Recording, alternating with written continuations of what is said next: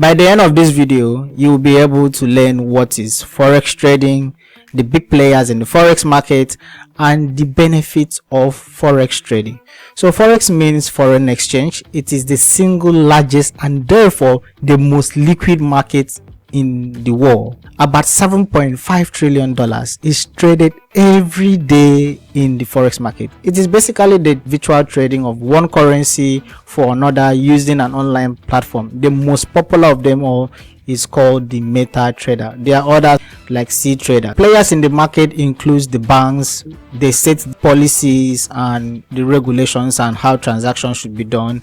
Then the forex brokers stand in between the traders and the market. They provide the platform for you to trade. Then the hedge funds and the commercial companies, these are institutions with big money and they are also trading the market. Then lastly, the retail traders, which is you and I, we are also part of the players in the market. Now this is why you should start trading Forex today.